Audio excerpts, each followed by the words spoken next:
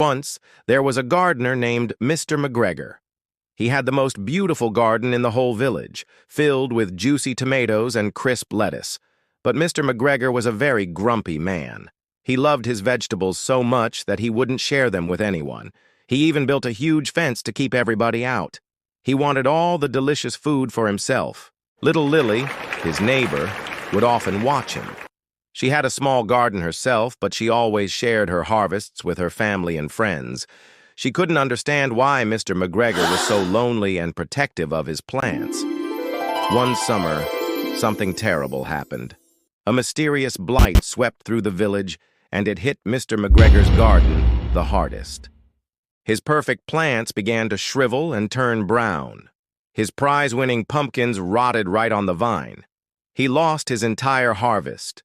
Mr. McGregor, who had always been so proud, felt his heart shriveled just like his vegetables. He felt sad and helpless.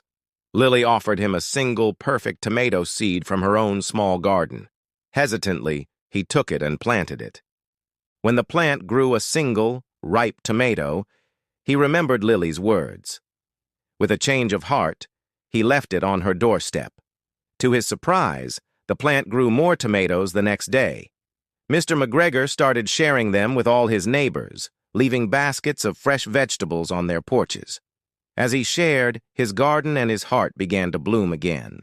The blight disappeared, replaced by a beautiful, thriving garden. Mr. McGregor learned that true happiness isn't found in hoarding things for ourselves. It's found in the simple act of sharing and in the joy of seeing others happy.